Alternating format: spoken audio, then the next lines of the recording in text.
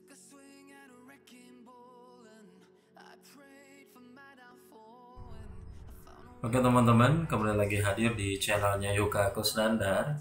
Hari ini pada segmen yang sekarang kita akan membahas tentang point of view saya atau sudut pandang saya terhadap sesuatu, yakni apakah itu tentang kebijakan pemerintah atau itu tentang hukum dan politik.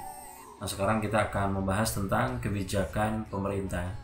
Apa itu? Yaitu ditetapkannya Hari Pendidikan Nasional pada tanggal 2 Mei. Pertanyaan selanjutnya adalah kenapa harus tanggal 2 Mei? Ternyata pada tanggal 2 Mei itu adalah seseorang yang lahir, seorang tokoh pendidikan di Indonesia, yakni Ki Hajar Dewantara. Ki Hajar Dewantara membuat Taman Siswa tahun 1922. Pembuatan Taman Siswa ini atau disebut sekolah pertama di Indonesia itu untuk Bumi Putra itu berdasarkan kegelisahan beliau terhadap fenomena pendidikan, proses pembelajaran, proses pendidikan, pengelolaan pendidikan yang dikelola oleh pemerintah Hindia Belanda waktu itu. Apa itu? Yakni karena adanya diskriminasi. Diskriminasi apa? Diskriminasi terhadap golongan Bumi Putra. Jadi banyak golongan-golongan, ada golongan bangsawan, ada golongan rakyat biasa, ada golongan yang khusus pejabat dan sebagainya. Kenapa itu menjadi sebuah inspirasi beliau? Karena bagi beliau adalah pendidikan itu adalah bukan khusus untuk orang-orang tertentu saja, tapi yang namanya pendidikan itu untuk semua manusia. Subhanallah ya, beliau berpikir begitu dahsyat sampai ke sana gitu. Lalu kemudian pada tahun 1932 atau 10 tahun setelah Taman Siswa itu berdiri, itu ada semacam bukan pertentangan sih, lebih kepada membatasi, yaitu pemerintah Hindia Belanda membuat sebuah ordonansi sekolah liar namanya. Begitu. Ordonansi sekolah liar itu atau peraturan sekolah liar khusus yang ada di Jogja waktu itu. Kenapa? Karena banyak sekali golongan orang-orang yang Bumi Putra yang mau ikut ke Taman Siswa waktu itu, mau bersekolah ke Taman Siswa. Nah, itu adalah kekhawatiran dari pemerintah Hindia Belanda waktu itu. Merespon tentang ordonansi tersebut, Ki Hajar Dewantara membuat sebuah telegram, terus kemudian dikirim kepada gubernur pemerintahan Belanda waktu itu, yaitu saya akan membuat perlawanan sekuat-kuatnya dan akan selama-lamanya. Apa maksudnya? Akan membuat sekolah-sekolah lembaga pendidikan terus menjamur di Indonesia, bukan hanya di Jogja, bukan hanya di Jawa, tapi seluruh Indonesia, sampai ke Sumatera, sampai ke Papua, sampai ke Sulawesi. Akan terus melakukan itu.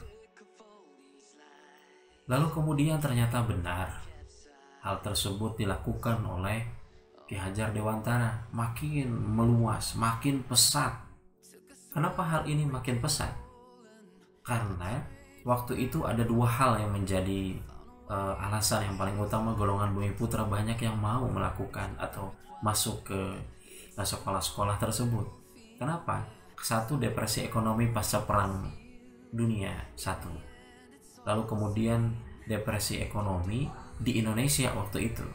Jadi dua depresi ekonomi ini berakibat kepada mahalnya biaya pendidikan waktu itu kalau yang diselenggarakan oleh pemerintah Hindia Belanda. Akhirnya beliau atau banyak orang-orang yang mengikuti atau yang masuk ke sekolah-sekolah tersebut. Setelah terus berjalan, pemerintah Hindia Belanda membuat sebuah peraturan kembali, atau peraturannya sama tapi ada sanksinya, yakni sanksi terhadap sekolah-sekolah yang ingin mendirikan sekolah model Taman Siswa tersebut, dia harus minta izin kepada pemerintah Hindia Belanda.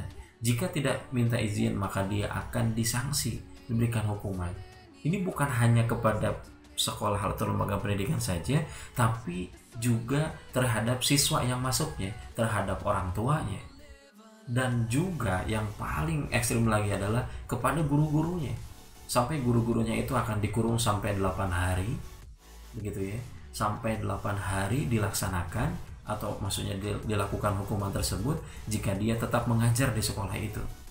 Bahkan bukan hanya dikurung, tapi 25 gulden harus dibayar. Lalu kalau misalnya dia tetap melakukan proses pembelajaran, maka terus diberikan sanksi. Tapi yang membuat dahsyatnya adalah, yang buat saya kagum dan saya salut kepada guru-guru waktu itu adalah dia tetap melakukan pengajaran. Meskipun dia sudah tahu apa yang akan terjadi jika dia tetap mengajar. Subhanallah, saya sebagai seorang guru begitu terharu, begitu salut terhadap mereka semua. Kenapa? Karena dalam kondisi yang mereka itu terus terpaksa melakukan, tapi dia tetap ingin memberikan sesuatu bagi murid-muridnya. Terima kasih point of view yang sekarang. Semoga bermanfaat dan semoga kita sehat selalu, kita bahagia selalu, dan jangan lupa bahagia. Semangat.